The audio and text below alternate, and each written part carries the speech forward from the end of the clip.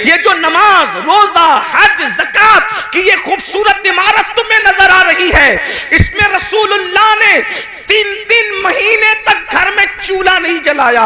3 महीना किसको कहते हैं? अल्लाह अकबर। अगर वाकई इश्क़ रसूल सीनों में जिंदा है तो थोड़ी देर के लिए तसव्वुर करो, हम तो 3 टाइम पेट भर के खाते हैं और मौज मस्ती करते हैं, जराइम करते हैं, गुनाह करते हैं। सोचो, जिसने अल्लाह के दीन की शमा को जब जलाने के लिए घर के चूल्हे बुझा दिए, उस रसूल के दिल पे क्या गुजरती होगी जब हुजूर का कोई उम्मती गुनाह करता होगा।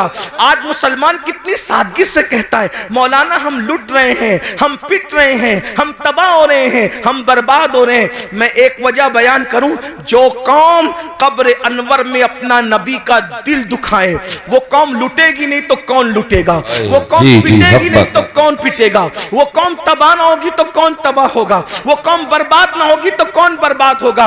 लोग कहते हैं काश हजरत सुलेमान अलैहिस्सलाम की दुनिया में हुकूमत होती तो आज क्या दिन होते। मैं आपसे कहूं, अगर फिरौन की हुकूमत ना भी होती और हजरत सुलेमान की हुकूमत आज होती तो आपको बताऊं, आपके साथ वही कुछ किया जाता जिसके आप मुस्तहिक है। क्यों? अल्लाह को यह कब गवारा है कि उसके महबूब का दिल एक दिन में हजारों बार तुम छलनी करो और अल्लाह तुम पर रहमतों की बरसात बरसाए, रहमतों की बरखा बरसाए। मुसलमानों याद रखना, दुनिया में जो होता है अल्लाह की मर्जी के बगैर नहीं होता। आज हमारे घरों से धुआं न उठता अगर हम हुजूर का दिल न दुखाते। माँ का जो दिल दुखाए, मरते वक्त उसकी जबान पे कलमा नहीं आता।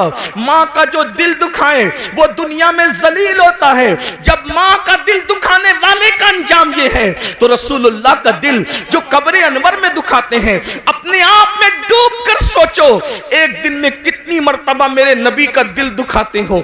जो रसूल जानवर का भी दिल दुखाने से मना करे, जो नबी पिस्सू और मक्खी पर जुल्म करने से मना करे, जो रसूल मुर्गी और कुत्ते और बिल्ली पे जुल्म करने से मना करे, तुम अपने नबी का दिल छलनी कर रहे हो अल्लाह। और फिर उस पर तुम ये तमन्ना करते हो कि ये होगा वो होगा। मुसलमानों, सैयदना फारूक आजम रिवायत करते हैं, जिसको फकीह अबुल्लाह समरकंदी ने लिखा कि तुम छोटे से छोटा भी गुनाह करते हो तो उससे हुजूर का दिल दुखता है। अल्लाह, उससे हुजूर का अल्लाह। सोचो, अल्लाह कब्र में नबी का इतना ख्याल फरमाए कि 70,000 फरिश्ते सुबह को भेजे कि शाम तक तुम दुरूद पढ़ो महबूब पर, और 70,000 शाम को भेजे कि तुम सुबह तक दुरूद पढ़ो मेरे नबी पर। अल्लाह खुद भी दुरूद भेजे, फरिश्तों को भी दुरूद भिजवाए कि तुम भी दुरूद भेजो। और एक बार जो फरिश्ता आ जाए दोबारा फिर वो आ नहीं सकता। और हम क्या भेज रहे हैं? ज़िना के तीर, अल्लाह, दाढ़ी मुड़ाकर तीर, अल्लाह, गाने सुनकर तीर, औरतों पे जुल्म करके तीर, गुनाहों को करके तीर। सोचो, जो कौम, ऐसी भी कौम दुनिया में कोई गुजरी है जो अपने नबी का दिल छलनी करे, नबी के दिल पे नश्तर लगाए? सोचो, वो दिल, जिस दिल का ख्याल कुदरत को इतना है कि सिर्फ नजरें उठ जाए हसरत से तो अल्लाह किबला बदल दे और बता दे कि मैं बेनियाज होकर तेरी खुशी के लिए किबला बदल सकता हूं, तो वो बेनियाज होकर किबला बदल दे और हम मजबूर और गुलाम होकर अपनी जिंदगी नहीं बदल सकते, जिंदगी में तब्दीली नहीं ला सकते। हजारों की महफिलें जमा हो रही है तकरीर सुनने के लिए, जिंदगी बदलने कितने आ रहे हैं, जिंदगी तब्दील करने कितने आ रहे हैं। बस इतना ही अर्ज करना चाहता हूं, यही तो हमारा रोना है कि हम सबके दिल का ख्याल करते हैं। दुकान बंद करके शादी में क्यों जा रहे हो? पता है यार, दोस्त के बेटे की शादी है, मेरा यार नाराज ना हो जाए। समधी के घर दुकान बंद करके मैयत में इसलिए जा रहे हो यार, मेरे समधी के बाप की मैयत है, कहीं वो नाराज ना हो जाए। समधी की खुशी के लिए दुकान बंद हो सकती है, दोस्त की खुशी के लिए दुकान बंद हो सकती है, रसूलुल्लाह की खुशी के लिए क्या नमाज के वक्त तो दुकान बंद नहीं हो सकती? बताओ तो सही मुसलमानों, सबकी खुशी का ख्याल कर रहे हो, नबी की खुशी का ख्याल कब करोगे? सबके ही बुलावे पर जा रहे हो, नबी के बुलावे पर कब आओगे? ये मौजिन जो 5000 रुपये को तुमने रखा है, ये उसकी आवाज नहीं है, आवाज उसकी है, मगर वो नबी का नुमाइंदा बनकर तुम्हें बुला रहा है। हय्या अलस सलाह, आओ नमाज के लिए। उस आवाज को मामूली मत समझना, इसलिए कि वो रसूलुल्लाह का मुकर्रर करदा नुमाइंदा है जो 5 वक्त तो बुला रहा है। वरना अजान का मकसद तो सिर्फ इतना ही है, हय्या अलस सलाह, बस हय्या अलस सलाह के अलावा अजान का मकसद क्या है? मगर अजान शुरू कहां से होती है? अल्लाहु अकबर, अल्लाहु अकबर, यानी नमाज के लिए बुलाने वाला शुरू कर रहा है।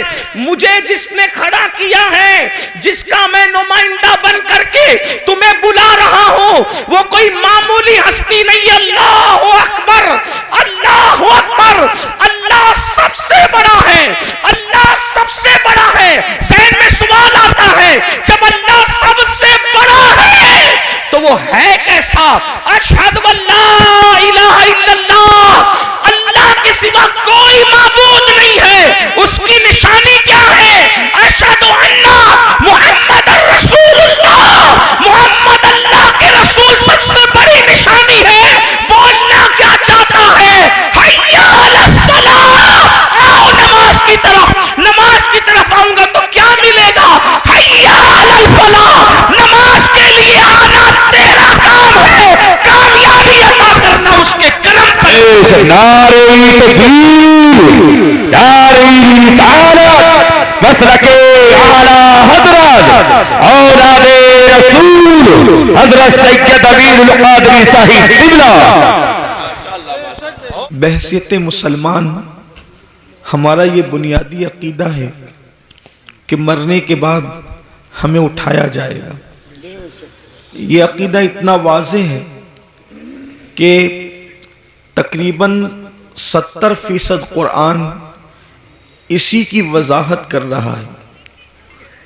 तकरीबन कुरान मुकद्दस का 1/3 हिस्सा,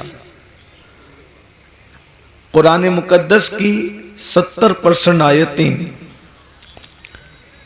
इस अकीदे आखिरत के बारे में बार बार इसको दोहरा रहा है। और मक्के के लोग इसी के मुनकिर थे। वो हड्डियां उठा करके लाते और कहते कि क्या मोहम्मद अरबी कहते हैं कि इनके अंदर जान पड़ जाएगी? जो हड्डियां पिघल चुकी हैं जमीन के अंदर, क्या उनको फिर से दोबारा जिंदा किया जाएगा? कुरान ने अलग अलग रंग में मरने के बाद उठने की दलीलें पेश की। एक मकाम पर तो ये फरमाया कि जिसने पहली मर्तबा पैदा किया उसको दूसरी मर्तबा पैदा करने में क्या हर्ज है? पहली मर्तबा भी तो उसी ने पैदा किया।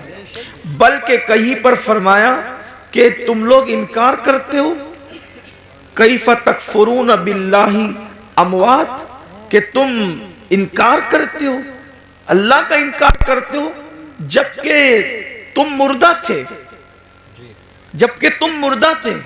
फिर अल्लाह रब्बुल इज्जत दलील देता है कि फिर उसने तुम्हें जिंदा किया और फिर तुम्हें मारेगा, और अल्लाह तबारक व ताला फिर तुम्हें जिंदा फरमाएगा। अलग अलग अंदाज से कुरान मुकद्दस ने जो है वो बासे बादल मौत के अकीदे को बहुत वजाहत के साथ बयान फरमाया। और ये हमारा बुनियादी अकीदा है। जैसे अल्लाह का इनकार करने वाला मुसलमान नहीं रह जाता, वैसे मरने के बाद उठाए जाने का इनकार करने वाला भी मुसलमान नहीं रह जाता। ये अकीदा आखिरत इतना जरूरी है, और कहीं ना कहीं इस अकीदे को हम अपने दिलो दिमाग के अंदर अमली तौर पर मध्यम कर रहे हैं या उसको भूलते जा रहे हैं। पूरी दुनिया के अंदर आप जायजा ले लें कि जितने भी जराइम हैं, जितने भी गुनाह हैं, सबका जो बुनियादी तौर पर उसकी वजह अगर नजर आएगी तो ये कि इंसान मरने के बाद उठाए जाने का जो बुनियादी अकीदा है उसको भूलता जा रहा है, उसको फरामोश करता जा रहा है। अगर दुनिया के अंदर बदकारी आम हो रही है तो कहीं ना कहीं सबसे बड़ी वजह यह है कि मरने के बाद उठना और उठने के बाद जवाब देना, उसका अकीदा कहीं ना कहीं दिलों के अंदर मध्यम पड़ता जा रहा है। इसलिए कि जब एक इंसान ये सोच ले, अल्लाह अकबर, सिर्फ एक छोटा सा बच्चा ये सोच ले कि मेरे इम्तिहान होने वाले हैं, तो बच्चा भी बुजुर्गों से मिलता है। वो बच्चा जिसका पूरा अकीदतों का महवर चॉकलेट है, जिसकी पूरी मोहब्बतों का महवर खिलौना है, लेकिन जब इम्तिहानात के दिलों में मिलता है तो अपने बुजुर्गों को कहता है दुआ करिए कि मैं पास हो जाऊं, दुआ करिए कि मुझे कामयाबी मिल जाए। मुझे बताएं, अगर इम्तिहान पर यकीन एक छोटे से बच्चे को हो जाए तो वो बच्चा भी उसकी फिक्र करने लगता है कि नतीजा क्या आएगा। मुसलमानों बताओ तो सही, अगर बच्चे को इम्तिहान का यकीन हो जाए और फेल होने और पास होने के फवायद और नुकसानात पता चल जाए तो वो बच्चा पूरी ताकत झोंक देता है कि मैं किसी तरह से इम्तिहान में कामयाब हो जाऊं। छोटे बच्चे इम्तिहान के दिनों में खेलना कूदना छोड़ देते हैं, रातों को स्टडी करने लगते हैं, रात जगना शुरू कर देते हैं।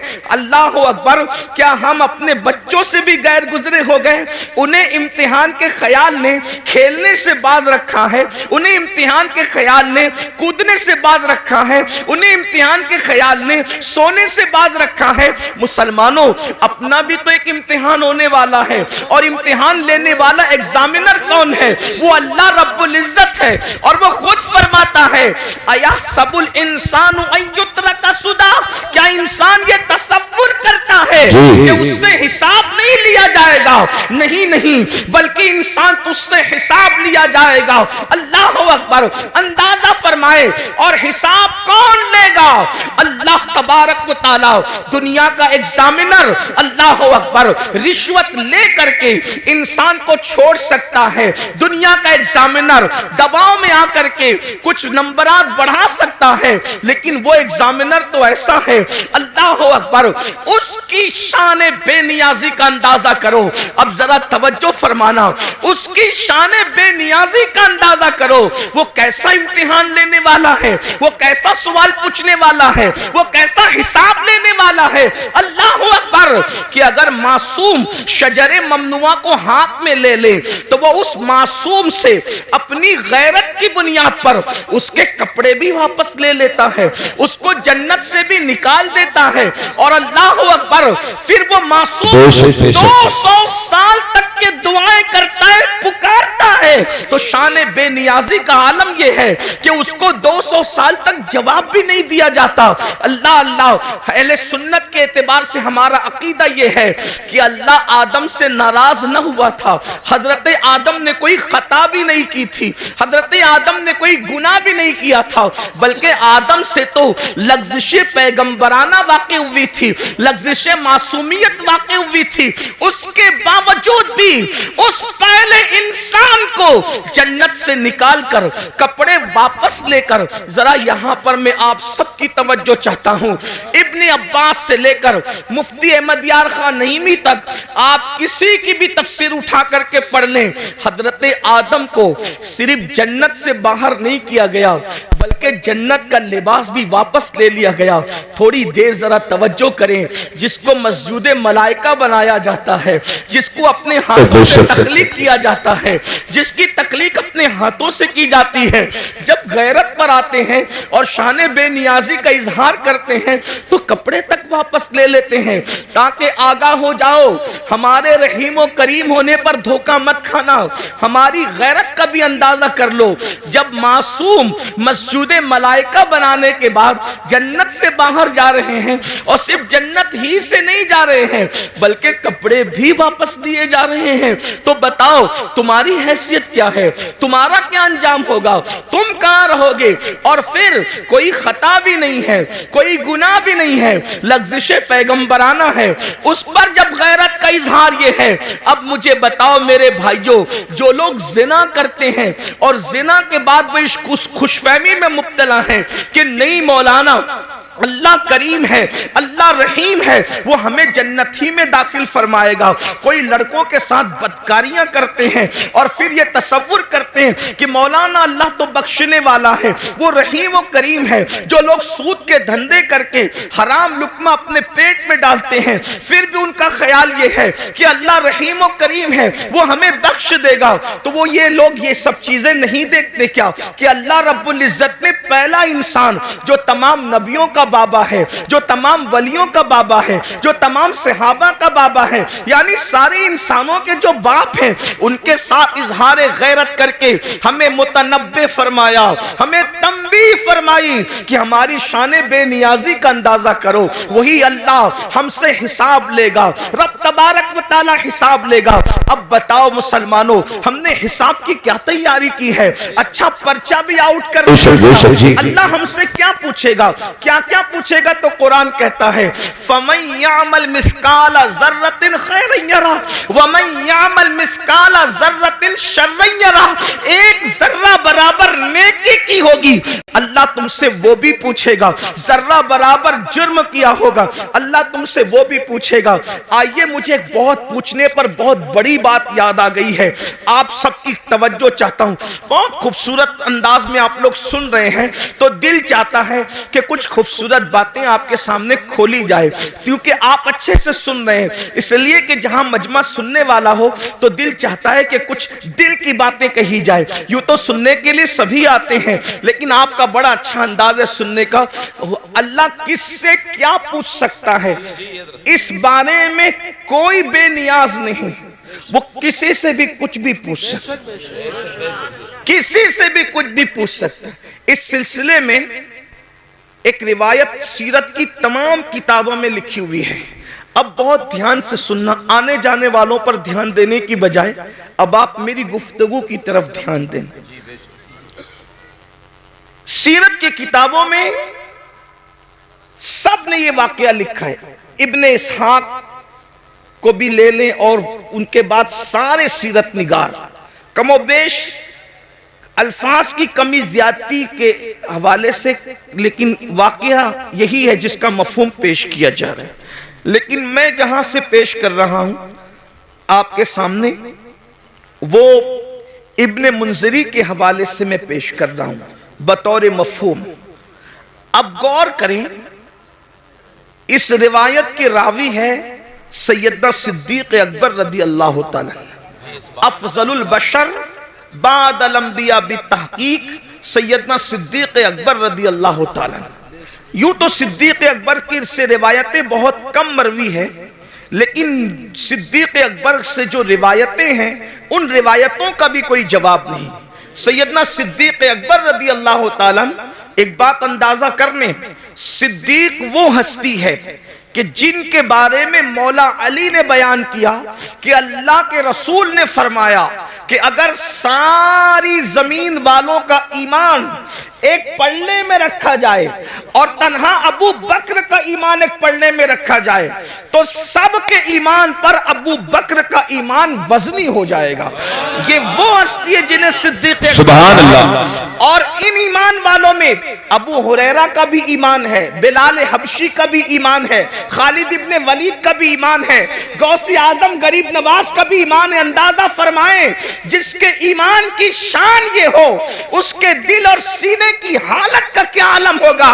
वो सिद्दीक अकबर जो सहाबा के इमाम हैं, अफजलुल बशर बादल अंबिया बितहकीक सिद्दीक अकबर रदी अल्लाह तआला अन्हु, जिनके बारे में हुजूर मुहद्दिस आजम के चौचवी रहमतुल्लाह अलैह कहते हैं, मर्तबा हजरत सिद्दीक का ये है सैयद, हर फजीलत के वो जामे हैं नबुव्वत के सिवा।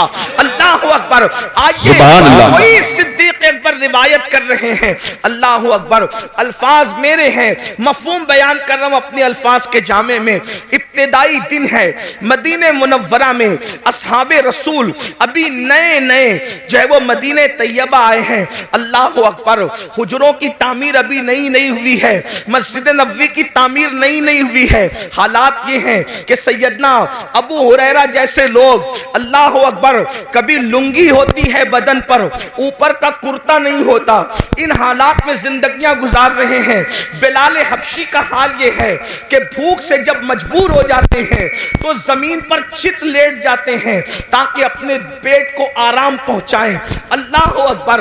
और खुद रहमत दो आलम सल्लल्लाहु अलैहि वसल्लम जिनके नाम से आपने कॉन्फ्रेंस रखी है, उनके घर का हाल ये है कि 3-3 महीने गुजर जाते हैं तो चूल्हा नहीं जलता।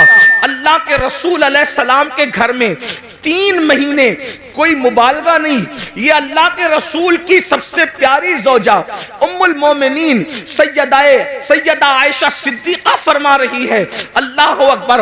आप फरमाती हैं 3-3 महीने हो जाते, चूल्हा नहीं जलता अल्लाह के रसूल के घर में। तो सहाबा ने पूछा, जब हुजूर के घर में चूल्हा नहीं जलता था तो तुम लोग किन चीजों पर इत्तेफाक करते थे, क्या खाते थे, कैसे जिंदगी गुजारते थे? तो उस वक्त अम्मा आयशा पाक फरमाती हैं, उस वक्त हम लोग 2 काली चीजों पर अपना वक्त गुजार लेते थे।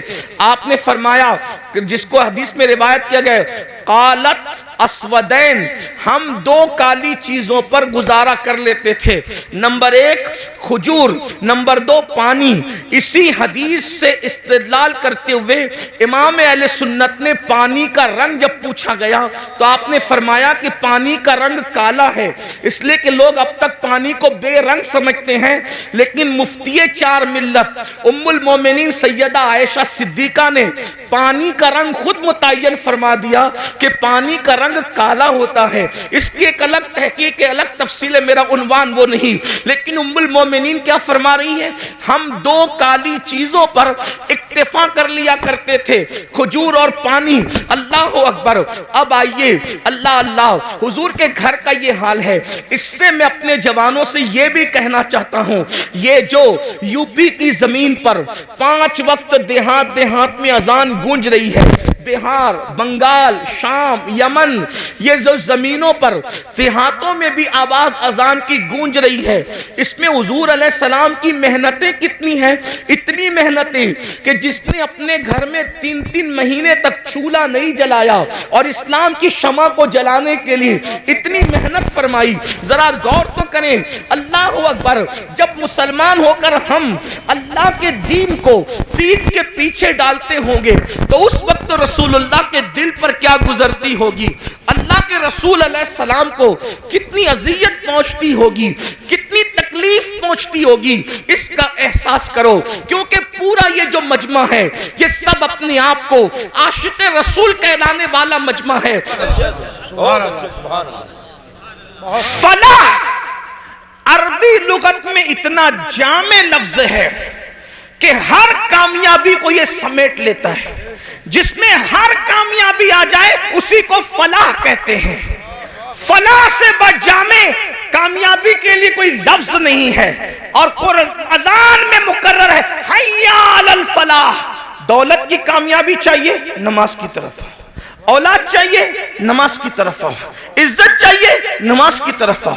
बुलंदी चाहिए, नमाज की तरफ आओ। हुकूमत चाहिए, नमाज की तरफ आओ। तिजारत चाहिए, नमाज की तरफ आओ। उम्र में बरकत चाहिए, नमाज की तरफ आओ।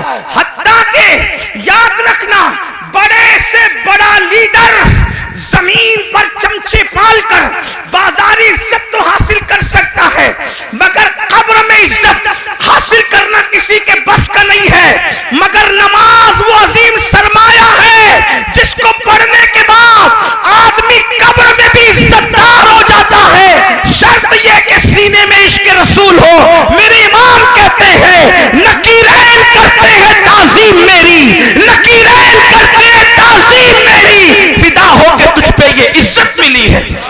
नमाज पढ़ोगे तो कब्र में फरिश्ते भी इज्जत से पेश। आपसे आप कहते हो ट्रेन में टीसी इज्जत से पेश नहीं आता, मैंने कहा नमाज पढ़ा होता तो ऐसा नहीं होता। हुजूर से वफा की होती यार, कब्र में जब फरिश्ते इज्जत से पेश आ सकते हैं तो ट्रेन के टीसी की क्या हैसियत है। जो नबी से वफादारी फरिश्तों के दरमियान मुअज़्ज़ज़ बना दे, वो पुलिस के दरमियान मुअज़्ज़ज़ क्यों ना बनाएगी, वो मालदारों के दरमियान मुअज़्ज़ज़ क्यों ना बनाए। आप देखो बहुत सारे उलमा आपके दरमियान आते हैं, उनकी माशी हालत उतनी मजबूत नहीं होती जितनी तुम्हारी होती है, फिर भी तुम हाथ बांध के क्यों खड़े रहते उनके सामने? खुदा ने करोड़पतियों को एक आलिम के सामने हाथ बांध के क्यों खड़ा करवा दिया? अल्लाह बता रहा है, देख ले मेरे वफादार पर इनाम है। यहां मालदारों को हाथ बंधवा दिया है और कब्र में नकीरैन इज्जत करते नजर। नबी से वफा तो करके देखो, सबके लिए वफा, हुजूर के लिए वफा नहीं। बात दूर निकली, अर्ज कर रहा था इब्तिदाई दौर है इस्लाम का, मदीने मुनव्वरा में सिद्दीक अकबर रावी है। सिद्दीक अकबर कहते हैं, मुझे इतनी भूख लगी थी कि मेरे घर में कुछ नहीं था। सिद्दीक अकबर कहने, और कई दिन हो गए थे, तकरीबन कमोबेश 3 दिन। भूख से जब मेरा पेट खाली हुआ और कमर की तरफ लगने लगा तो मैंने सोचा चलो दोपहर की चिलचिलाती धूप है, चल करके किसी के घर कुछ खा लेंगे। दोपहर में जब मुझे कोई देखेगा कि अबू बकर दोपहर में धूप में कहां फिर रहे हो, तो फिर मैं कह दूंगा कि भूख लगी है तो मुझे कुछ खिला देगा। इधर सिद्दीक अकबर निकले, उधर फारूक आजम से सामना हुआ। फारूक आजम और सिद्दीक दोनों ने एक दूसरे को सलाम किया और फारूक आजम ने पूछा, अबू बकर मेरे भाई, इस धूप में, चिलचिलाती धूप में क्यों निकले हो? इतनी धूप में तो तुम निकलते भी नहीं हो, क्यों निकले हो? सिद्दीक अकबर ने कहा, उमर मुझे भूख लगी है, 3 दिन का भूखा हूं, घर में कुछ नहीं है, इसलिए वो भूख मुझे घर से बाहर लाई है। लेकिन मेरे भाई उमर, तुम भी तो इस धूप में बाहर निकलते नहीं, तुम क्यों निकले हो? कहा, मेरे भाई जो तुम्हारा हाल है वही मेरे घर का भी हाल है। 3 दिन से मैंने भी कुछ नहीं खाया, सोचा दोपहर का वक्त है, कोई मुझे देख लेगा, पूछेगा कि इस धूप में क्यों फिर रहे हो, तो कहूंगा भूख लगी है तो कुछ खा करके भूख को मिटा दूंगा। अभी दोनों में ये गुफ्तगू हो रही थी कि आमिना के लाल काशान अक़दस से मुकम्मल शान शौकत के साथ बाहर निकले, जिनकी शान मेरे इमाम यूं कहते हैं, आसमां खान, जमी खान, जमाना मेहमान, साहिबे खाना लक़ब किसका है, तेरा तेरा कौन देता है, देने को मुंह चाहिए, देने वाला है सच्चा हमारा नबी बेशक। सरकार को आते देखा, आका ने दोनों को सलाम किया। दोनों ने अर्ज़ की, हमारे माँ बाप आप पे कुर्बान आका, इस चिलचिलाती धूप में आप बाहर नहीं तशरीफ लाते, आप इस धूप में कहां जा रहे हैं, हमें काम बता दे क्या है। आका ने फरमाया, अबू बकर उमर, पहले ये बताओ तुम दोनों यहां क्या कर रहे हो? आका अलैहिस्सलाम ने कुछ कहने के बजाय फरमाया, तुम दोनों क्या कर रहे हो? दोनों ने नजरें झुका के कहा, कासिम नेमत से या रसूल अल्लाह, 3 दिन से भूखे हैं, घर में कुछ मिला नहीं, बाहर आ गए, भूख बाहर लाई है कि हम कुछ खा ले किसी के यहाँ जाके।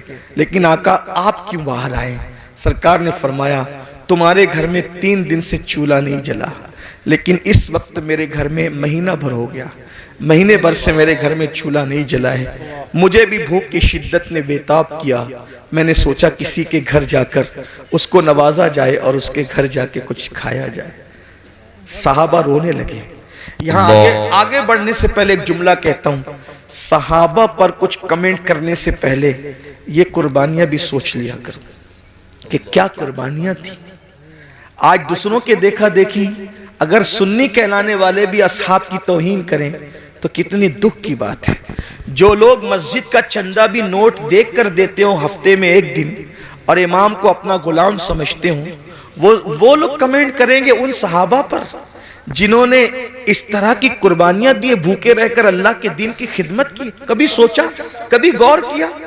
हमसे तो 10 की नोट भी निकलती है तो देख के निकलती है, बल्कि बाज जालिम तो ऐसे हैं जहां नोट कहीं नहीं चलती, वो मस्जिदों में और मदरसों में चंदा देकर लोग चलाते हैं। ये हालात है, हंसने की बात नहीं है, ये बहुत दुख की बात है। और वो लोग किन पे कमेंट कर रहे हैं? जिन्होंने पूरी दौलतें दाव पे लगा, पूरी दौलत कुर्बान कर दी। हत्ता के सिद्दीक बावफा तो वो हैं जिसने तबूक के मौके पे कुर्ता भी चंदे में दे दिया और टाट पहन लिया, और जब पूछा गया कि कुर्ता क्यों दे दिया है चंदे में, कहने लगे हम जंग पे जा रहे हैं और मैं जानता हूं मुसलमानों के पास शहीद को कफन देने के लिए कपड़ा भी नहीं है, अगर कोई मेरा भाई शहीद हो जाएगा तो अबू बकर का कुर्ता कफन के लिए काम आ जाएगा। ये उनके जज्बात थे मुसलमानों। हक जिंदा है तो हक की आवाज भी जिंदा रहेगी। और यही अहले सुन्नत का तुर्रा इम्तियाज है। हम जहां अहले बैत के बेदाम गुलाम हैं, वहीं पर हम सहाबा के भी बेदाम गुलाम हैं। और कुदरत ने हमें दो हाथ इसलिए अता किए हैं कि एक हाथ में असहाब का दामन है और एक हाथ में अहलुल बैत का दामन है। इसीलिए हमारा बेड़ा पार है। हमारे इमाम कहते हैं अहले सुन्नत का है बेड़ा पार, असहाबे हुजूर नज्म है और नाव है इतरत रसूलुल्लाह की। बेशक बेशक बेशक, सुभान अल्लाह सुभान अल्लाह। फारूक को आका ने फरमाया महीने भर से मेरे घर में चूल्हा नहीं जला। और जब निकले वहां से दोनों यार को लेकर एक सहाबी के बाग में पहुंचे, उसी बाग में उनका घर था। वो गए थे बाग में, खजूरें तोड़ रहे थे। उनकी बीवी को इत्तला मिली कि हुजूर आए हैं अपने दोनों यारों के साथ। जल्दी से शौहर को बुलाया। वो हुजूर की इत्तला सुनकर कुछ ताखीर से आए, यानी किस्म किस्म की खजूरें लेकर, ताकि हुजूर की मेजबानी करें। हुजूर के आगे खजूरें रख दी और आका से अर्ज किया आका थोड़ी देर इंतजार करें, मैं भी खाना बनाता हूँ। जल्दी से बकरी ज़बह की और बकरी ज़बह करने के बाद जो है वो बोटियां रोटियां जौ की सामने रखा। अल्लाह के रसूल ने रोटियां और बोटियां देखी तो देखने के बाद खाना देखते रह गए। कासिम नेमत खाने को कुछ देर तक देखते रह गए। सहाबा ने अर्ज़ किया आका जो है वो शुरू फरमाए, खाने का आगाज फरमाए।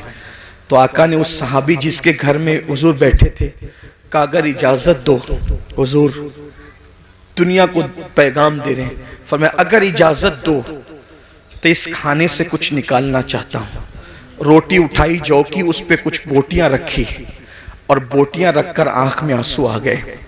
फरमाया कि जितने दिन से मैं भूखा हूं उतने ही दिन से मेरी बेटी फातिमतुज ज़हरा भी भूखी है। जितने दिन से मेरे घर में चूल्हा नहीं जला है उतने ही दिन से मेरी बेटी फातिमा के घर चूल्हा नहीं जला है। जब ये ताज़ा खाना मेरे सामने आया तो मुझे मेरी बेटी फातिमतुज ज़हरा की भूख याद आ गई। एक काम करो, पहले उसे ले जाकर दे दो, मेरी बेटी खा ले, उसके बाद मैं खाऊंगा। और वो खाना जब सैयदा के घर पहुंचा उसके बाद हुजूर ने खाना खाया। इतना पूरा वाकया इतना लंबा चौड़ा बयान करने के लिए एक ही वजह थी कि एक जुमला बयान करना था। हुजूर ने वो खाना खाया और खाने के बाद फिर हुजूर की आंख में आंसू आ गए। हुजूर रो पड़े। सहाबा ने पूछा या रसूल अल्लाह जब भूखे थे तो नहीं रोए आप, और आप अब खाना खा के क्यों रो रहे हैं? भाई रोना तो आदमी को भूखे पेट आएगा ना कि मेरे पास खाना नहीं है। खा के रोने का मतलब क्या? अब आका ने जो फरमाया, यही एक जुमला पढ़ने के लिए इतना बड़ा वाकया मैंने पेश किया। गौर से सुनना। आका इरशाद फरमाते हैं अल्लाह ने कितना लजीज खाना हमें खिलाया ना, बकरी का गोश्त और जौ की रोटी। सैयदुत ताम है, ये खानों का सरदार है। कितना लजीज खाना अल्लाह ने हमें खिलाया। अब मैं इस पे रो रहा हूं। अगर क़यामत के दिन अल्लाह मुझसे इस खाने के बारे में सवाल करेगा तो मैं अल्लाह को क्या जवाब दूं? कौन कह रहा है? एक महीने तक जिसके घर में चूल्हा नहीं जला, जो वजह तखलीक कायनात है, जो नबियों का सरदार है, जिसके लिए नेमतें पैदा की गई, जिसके लिए दुनिया बनाई गई, जिसके लिए किबला बदल दिया गया, जिसके इशारे अब्रू पे चांद टुकड़े कर दिया गया, जिसके इशारे से सूरज पलटा दिया गया, उस रसूल को उम्मत को तालीम देते हुए ये एहसास है कि मैंने एक दिन, आज एक महीना चूल्हा बंद रखने के बाद आज बकरी का गोश्त और रोटी खाया है। अगर अल्लाह मुझे इसके बारे में पूछेगा मैं क्या जवाब दूं? हालांकि हुजूर अलैहिस्सलाम से कोई सवाल नहीं होना, वो तो शाफ़ई यौमुन नुशूर है। उन्हीं के इशारों पर लोग बख्शे जाएंगे। मेरे इमाम कहते हैं एक मैं क्या, मेरे इस्या की हकीकत कितनी, मुझसे 100 लाख तो काफी है। इशारा तेरा से पत्ता सा उड़ा जाता है, पन्ना हल्का सही भारी है, भरोसा तेरा। बेशक जिंदाबाद जिंदाबाद। रसूल अलैहिस्सलाम को ये एहसास तालीम उम्मत के लिए बेचैन कर रहा है। अल्लाह मुझसे पूछेगा तो मैं क्या जवाब दूंगा? बताओ मेरे भाइयों, एक दिन में 2-2 मरतबा कपड़े बदलते हो, 3-3 मरतबा पेट भर के खाते। मैं मना नहीं कर रहा हूँ, खाने के लिए मना नहीं कर रहा हूँ, कपड़े पहनने के लिए भी मना नहीं कर रहा हूँ, लेकिन इतना जरूर कहना चाहता हूँ, जिस खाने के रंग में डूबकर रज़्ज़ाक़ को भूल गए हो, जिन कपड़ों के गुरूर में अल्लाह को भूल गए हो, वो हमसे पूछेगा और वो हमसे सवाल करेगा। कभी सोचा एक हफ्ते का हिसाब अगर अपना पीर ले ले तो हम हफ्ते भर का हिसाब पीर को नहीं दे सकते। जब अल्लाह पूरी जिंदगी का हिसाब हमसे लेगा तो अल्लाह को क्या जवाब देंगे? जो कुछ कर रहे हो फरिश्ते लिख रहे हैं, जो कुछ बोल रहे हो फरिश्ते लिख रहे हैं, और ये सारा नामे अमाल जमा हो रहा है, और ये सारा नामे अमाल क़यामत के दिन हमारे हाथ में दिया जाएगा और अल्लाह फरमाएगा इक़रा किताबक, पढ़ अपना नामे अमाल। जो लोग रातों को जिना की फिल्में देखते हैं, थोड़ी देर के लिए वो तसव्वुर करें कि अल्लाह का सामना होगा जैसा कि उसकी शान है। ये पढ़ सकोगे कि मैंने फलां तारीख को फलां रात 3 घंटे तक जिना की फिल्म देखी थी खुदा के सामने? वो तो आमने सामने से पाक है, लेकिन सिर्फ उसकी जैसी शान है, खुदा का सामना है। ये पढ़ सकोगे कि मैंने लड़कों के साथ बदफेलियां की थी?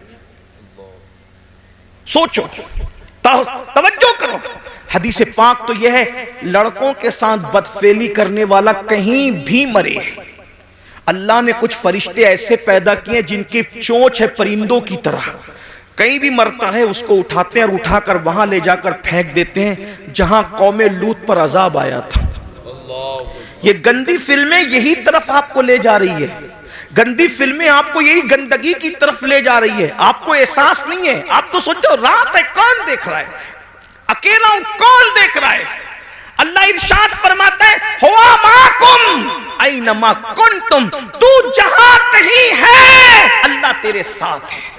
और कितना साथ है? तो कहता है नहनु अक़रबु इलैहि मिन हब्लिल वरीद, अल्लाह तेरी शेरक से ज्यादा करीब है। और एक मकाम पे फरमाता है इन्नल्लाह काना अलैकुम रकीबा, अल्लाह तुम पर कड़ी निगरानी फरमा रहा है। मुसलमानों जरा सोचो, हलाल गिज़ा सैयदुल आलमीन वजह तकलीक़ कायनात खा ले तो रोए, इसके बारे में मैं अल्लाह को जवाब क्या दूंगा? हम तो गुनाह कर रहे हैं और हमें एहसास ही नहीं। अल्लाह को हिसाब भी देना है, अल्लाह को जवाब भी देना है।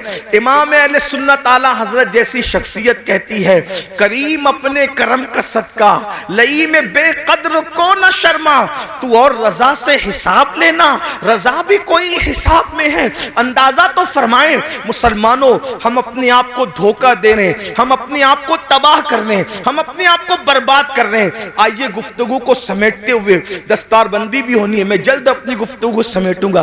कौन कौन लोग हैं, कौन कौन लोग हैं, कौन लोग हैं जो हिसाब को याद करके रोते रहे, हिसाब को याद करके रोते? सैयदुत ताइफा जुनैद बगदादी फरमाते हैं कि जो मकाम जिब्रील अलैहिस्सलाम को फरिश्तों में हासिल है, वो मकाम वलियों में हजरत बायजीद बुस्तामी को हासिल है। सुल्तानुल आरिफीन बायजीद अल बुस्तामी, आपको पेशाब होता था खून का, खून का पेशाब होता था हजरत बायजीद बुस्तामी को। मुरीदीन को पता चल गया कि बायजीद को खून का पेशाब हो रहा है। हमदर्दी की हजरत, आप जल्दी से किसी अच्छे हकीम से इलाज करवा लें क्योंकि आपको खून का पेशाब हो रहा है। फरमाया मेरा इलाज किसी हकीम के पास नहीं है। कहा क्यों? कहा कि ये जो खून का पेशाब होता है वो बीमारी से नहीं होता। बचपने में मुझसे एक गलती और गुनाह हो गया था, जब मुझे याद आता है कि अल्लाह उस गलती के बारे में मुझसे पूछेगा तो मैं अल्लाह को जवाब क्या दूंगा बचपने की उस गलती का। तो उस जवाब देने के तसव्वुर से मेरा जिगर अल्लाह के खौफ से पिघलने लगता है और पिघल पिघल कर पेशाब के रास्ते से बहता है। तो तुमको लगता है कि खून का पेशाब हो रहा है, खून का पेशाब नहीं हो रहा है, यौमे हिसाब के खौफ से मेरा जिगर पिघल पिघल करके बह रहा है। आपसे पूछना चाहता हूं मेरे भाइयों, आखिर इतने जराइम करके इतने बेखौफ क्यों हो? आखिरत भूल गए। आखिरत का तसव्वुर भूल गए। हजरत सैयदना मारूफ अल करकी वो बुजुर्ग हैं कि गौसे पाक फरमाते हैं सबसे ज्यादा अगर मुझे किसी मजार से फैज मिला है तो वो सैयदना मारूफ करकी का मजार है। गौसे पाक जिसके मजार पे जाकर चिल्ला करे वो मारूफ करकी कैसे बुजुर्ग होंगे। गौस पाक कहते हैं अगर कोई हाजत पेश आए तो मारूफ करकी के वसीले से जो दुआ की जाती है अल्लाह ताला उस दुआ को कबूल फरमाता है। ये मारूफ करकी हैं। फरमाते हैं 40 साल हो गए मैंने आसमान की तरफ कभी नजर नहीं उठाई। 40 साल से। लोगों ने पूछा क्यों? तो फरमाया एक गुनाह हो गया था। जब वो गुनाह याद आता है तो सोचता हूं कि अल्लाह को जवाब क्या दूंगा। उसी शर्म से मैं 40 साल से आसमान की तरफ नहीं देख रहा हूं। अब मारूफ करके जिसके वसीले से गौस पाक दुआ करते हैं उनका गुनाह क्या था वो भी सुन ले ताकि आप गलत फहमी का शिकार न रहे। फरमाते लोगों ने पूछा हजरत वो गुनाह क्या हो गया था आपसे? कोई तो गुनाह। भाई हम आज गुनाह की बात करें तो लोग अपने पे कयास करते हैं ना कि मैंने जो जो किया उसमें से कुछ हुआ होगा, तो जरा वो गुनाह भी सुन ले कि वो गुनाह क्या था। फरमाते मैं कपड़े का व्यापारी हूं, कपड़े बेचता हूं। मार्केट में मेरी दुकान थी। एक दिन मार्केट में आग लग गई। रात को आग लगी, सुबह को मैं पहुंचा तो मेरे पड़ोसियों का सबका माल जल गया था। मेरी दुकान सही सलामत थी। खुशी में मैंने कहा अल्हम्दुलिल्लाह। बस इसी गुनाह पर मैं परेशान हूं। अपनी दुकान बचने पर मैंने खुशी में अल्लाह का शुक्र अदा किया। इसी गुनाह पर मैं 40 साल से आसमान की तरफ। कहा हजरत ये भी कोई गुनाह है? फरमाया क्या तुझे नहीं पता मोमिन जो अपने लिए पसंद करता है वही अपने मोमिन भाई के लिए पसंद करता है। तो दूसरे की दुकान जलने का मुझे दुख क्यों नहीं हुआ? सुभान अल्लाह। दूसरे की दुकान जलने का मुझे दुख क्यों नहीं हुआ? अपनी दुकान बचने की खुशी क्यों हो गई? मैं सोचता हूं कि अगर अल्लाह इसके बारे में मुझसे पूछेगा तो मैं अल्लाह को क्या जवाब दूं। आखिरी बात सुनने एंड पर, चूंकि ये मदरसे का जलसा, दस्तारबंदी का जलसा। आलिम की तारीफ क्या है? आलिम कौन? वो आलिम जिसको देखकर रसूलुल्लाह को देखने का फैज मिलता है, जिससे मुसाफा करके हुजूर को देखने से हुजूर से मुसाफा करने का फैज मिलता है, जिनके चेहरे को देखना इबादत, जिनके लिए चूंटियां बिलों में दुआ करती है, जिनके लिए मछलियां दरियाओं में दुआ करती है। ये कौन आलिम लोग हैं? किसी बड़े से बड़े मदरसे से पढ़ लें, आलिम नहीं बनता। कब तक? कुरान कहता है इन्नमा यख्शल्लाह मिन इबादिहिल उलमा। अल्लाह के बंदों में अल्लाह से डरने वाले उलमा हैं। यानी जब तक उसके दिल में अल्लाह का सच्चा खौफ और खशियत पैदा नहीं होगा, वो पढ़ा लिखा तो हो सकता है मगर वो आलिम नहीं होगा। आलिम होने के लिए दिल में अल्लाह का खौफ होना जरूरी, और जो जितना बड़ा आलिम होगा वो उतना ज्यादा अल्लाह से डरने वाला होगा, उसके दिल में उतना अल्लाह का खौफ होगा। अब आइए वो जो मेरे नौनिहाल आज दस्तारबंदी पाएंगे उनको भी एक पैगाम और आपको भी। अपने जमाने के वो बड़े आलिम जिनको दुनिया इमामुल अइम्मा, सिराजुल उम्मा, काशिफुल गुम्मा, नौमान बिन साबित यानी इमाम आजम अबू हनीफा के नाम से हम जानते हैं। करोड़ों हनफियों का इमाम, और हनफियों में भी कौन? अब्दुल्ला इब्ने मुबारक का इमाम। अब्दुल्ला इब्ने मुबारक कौन? इमाम बुखारी के दादा उस्ताद। इमाम बुखारी के दादा उस्ताद का जो इमाम है उसे इमाम आजम कहते हैं। कौन इमाम आजम? दाता अली हुजवेरी का इमाम। कौन इमाम आजम? गरीब नवाज का इमाम। गरीब नवाज जिसके मुकल्लिद है वो इमाम आजम। महबूब इलाही जिसके मुकल्लिद है वो इमाम आजम। साबिर कलियर जिसके मुकल्लिद है वो इमाम आजम। ये शान है मेरे इमाम आजम की। इमाम आजम के बारे में आया कि जब वो कुरान पूरा करते थे तो निदा आती थी हमने कबूल किया, तुझे बख्श दिया, तेरे मानने वालों को भी बख्श दिया। ये इमाम आजम अबू हनीफा। एक मर्तबा आपने नमाज पढ़ाई, इमाम आजम ने नमाज पढ़ाई, और नमाज में आपने सूरह जिलजाल की तिलावत की। इज़ा ज़ुलज़िलतिल अर्दु ज़िलज़ालहा व अख़रजतिल अर्दु अथक़ालहा व क़ालल इंसानु मा लहा यौमइज़िन तुहद्दिसु अख़बारहा बिअन्न रब्बका औहा लहा। ये सूरह मुबारक पढ़ी और क़यामत का और यौम हिसाब का मंजर याद आ गया। तो इमाम आज़म अबू हनीफा की आंखों में आंसू आ गए। और जब इस पर पहुंचे, फमन यअमल मिस्काल ज़र्रतिन खैरन यरह वमन यअमल मिस्काल ज़र्रतिन शर्रन यरह। एक जर्रे के बराबर नेकी की होगी, अल्लाह तुझे वो भी दिखा देगा। जर्रे बराबर बुराई की होगी, अल्लाह वो भी दिखा देगा। रो पड़े। और जब सलाम फेरा, नमाज पूरी की, तो दाढ़ी पकड़ कर कहते, अल्लाह नोमान के बुढ़ापे पे रहम कर दे। तू नोमान से क्या पूछेगा और नोमान तुझे क्या जवाब दे। लीजिए, हमारी महफिल के खुसूसी खतीब, हमारे कायद, हमारे अमीर, नारे तकबीर, नारे रिसालत, मसलकी आला हजरत उलमाए अहले सुन्नत हजरत अल्लामा मुफ्ती शाकिर रज़ा नूरी, हजरत अल्लामा मुफ्ती शाकिर रज़ा नूरी, नारे तकबीर, नारे रिसालत, उलमाए अहले सुन्नत। माशाअल्लाह।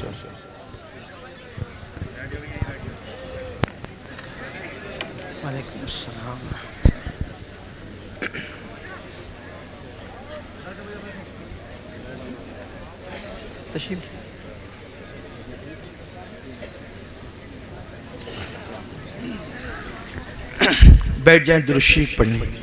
रब्बि सल्लि वसल्लिम दाइमन अबदा अला हबीबिका खैरुल खल्क़ि कुल्लिहिम सलातुन व सलामुन अलैका या जद्दल हसन वल हुसैन। हज़रत तशरीफ़ ले आए। हज़रत का ये खिताब होगा, मैं मुख्तसर अल्फाज में अपनी बात मुकम्मल कर रहा हूँ। तो आइए हम उस खतीब को अब सुनना चाहते हैं जिसकी खिताबत ने इनकलाब पैदा किया दुनिया भर में। चंद अल्फाज में अपनी बात पूरी करता हूँ। जब आपने ये सूरह मुबारका का इख्तिताम पढ़ा, फमन यअमल मिस्काल ज़र्रतिन खैरन यरह वमन यअमल मिस्काल ज़र्रतिन शर्रन यरह। जर्रे बराबर अगर तूने नेकी की होगी, अल्लाह तुझे वो भी दिखाएगा। जर्रा बराबर बुराई की होगी, अल्लाह तुझे वो भी दिखाएगा। और फिर आप रो पड़े, पूरी नमाज रोते हुए गुजारी।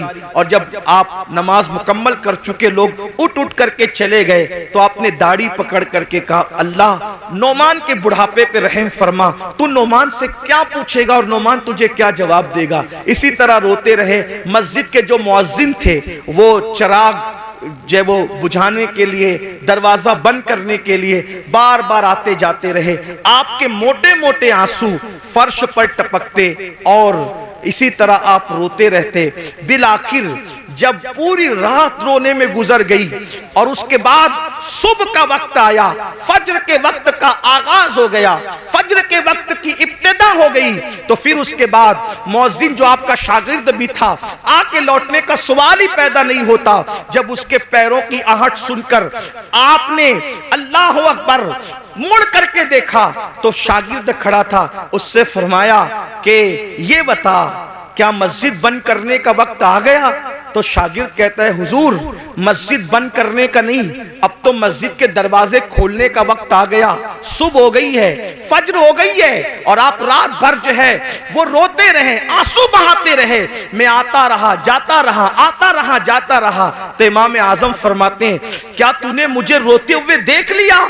तो वो कहता है, हुजूर आप पूरी रात रो रहे थे। फरमाया, तुझे अल्लाह की कसम देकर कहता हूं, जब तक मैं जिंदा रहूं उस वक्त तक ये वाकया तू किसी से बयान मत करना कि नोमान आखिरत की फिक्र में रात रात भर रोते हैं, क्योंकि उसकी शान बेनियाजी से डर लगता है कहीं ऐसा ना हो जाए कि ये कह दिया जाए नोमान हमारे लिए रोता था और सुबह को उसकी तशहीर कर दिया करता था। अल्लाह अकबर, अल्लाह अकबर। आप अंदाजा फरमाए, मेरे आका सल्लल्लाहु अलैहि वसल्लम के दीवानों, जिनके मुकल्लिदीन में दाता अली हुजवेरी जैसे, गरीब नवाज जैसे, अब्दुल्ला इब्न मुबारक जैसे, दाऊद ताई जैसे लोग जिनके मुकल्लिदीन में हो, वो लोग आखिरत को याद करके इस तरह रो रहे हैं। और यहाँ हाल ये है, 5 कलमे भी याद नहीं, नमाज का तरीका भी याद नहीं, गर्मी में इस्तिंजा की सुन्नतें क्या है और सर्दी में क्या है, किस तरह से गर्मी और सर्दी के अहकामात बदलते हैं, हमें ये भी शऊर नहीं है। वुजू किस तरह एहतियात से करना चाहिए, हमें वो भी नहीं पता। मैं तो अक्सर अपने भाइयों को कहता हूं, एक अच्छा आलिम जिसकी नजर फिक़ही मसाइल पर हो, अगर हम उससे मुझसे अपना वुजू चेक करवा लें तो वो हमें नाकाम कर दें। जब आलिम के सामने हम अपना वुजू साबित नहीं कर सकते तो आलिमुल गैब के सामने हम आखिर कौन सा अमल साबित कर सकेंगे और हमारी हैसियत क्या होगी? अंदाजा तो फरमाएं मेरे आका अलैहिस्सलाम के दीवानों, हालात ये हैं और हमारी कैफियत ये है कि हम जन्नत में न जाएंगे तो कौन जाएगा? हुजूर ताजुश शरिया अलैहिर्रहमान ने शायद हमारे लिए इसीलिए शेर कहा था कि मैं गुनाहगार हूं और बड़े मर्तबे की ख्वाहिश, मैं गुनाहगार हूं और बड़े मर्तबे की ख्वाहिश, मेरी तौबा ए खुदाया मेरे नफ्स की बदी है। हमारा हाल ये है। अल्लाह अकबर। इसलिए मेरे भाइयों, इतने जराइम करके हम जो बेहिसाब जन्नत के ख्वाब देख रहे हैं, कहीं ना कहीं हम खुशफहमी का शिकार है। और याद रखना, जिसके पास जितना इल्म आएगा उसके पास अल्लाह की उतनी खशियत आएगी, उतना खौफ आएगा। हम आखिरत को, हिसाब के दिन को भूल गए। कुरान कहता है अयहसबुल इंसानु अन युत्रका सुदा, क्या तुम ये तसव्वुर करते हो तुमसे हिसाब नहीं लिया जाएगा? सबसे हिसाब लिया, जिससे चाहेंगे हिसाब लेंगे। और याद रखना, हमारे गुनाह तो बहुत दूर की बात है, अगर वो हमारे गुनाहों की बजाय हमारी नेकियों का भी हिसाब ले ले तो हम नेकियों के बारे में भी जवाब नहीं दे सकते। अल्लाह पाक सबसे पहले मुझे और आप सबको अमल की तौफीक अता फरमाए। मेरे इमाम फरमाते हैं, अल्लाह अकबर करीम अपने करम का सदका लई में बेकद्र को न शर्मा, तू और रजा से हिसाब लेना, रजा भी कोई हिसाब में है। अपनी दुआओं का हिस्सा बना लो कि काश अल्लाह हमसे हिसाब न ले। मेरे इमाम यूं अर्ज करते अल्लाह की बारगाह में और बड़े मजे में फरमाते हैं, अर्ज करते हैं, सदका प्यारे की हया का न ले मुझसे हिसाब, सदका प्यारे की हया का न ले मुझसे हिसाब, बख्श बे पूछे लजाए को लजाना क्या है। और डॉक्टर इकबाल ने कहा था, मौला अगर मेरा हिसाब लेना तेरी शान करीमी के मुताबिक नागुज़ीर हो जाए तो तुझसे अर्ज ये है कि महबूब की निगाहों से छुपा कर हिसाब लेना, ताकि तेरे महबूब को उनकी हया की वजह से गैरत ना आ जाए। ये आशिकों का हाल है और हम जो कुछ किए जा रहे हैं, अल्लाह हमारे हाल पे रहम करे, हमें बेहिसाब बख्श दे। अल्लाह हम सब की बेहिसाब मगफिरत फरमाए, हमारे माँ बाप की मगफिरत फरमाए और हमें अल्लाह रसूल की सच्ची वफादारी अता फरमाए। गुफ्तगू के दरमियान कोई गलती हो तो अल्लाह पाक मुआफ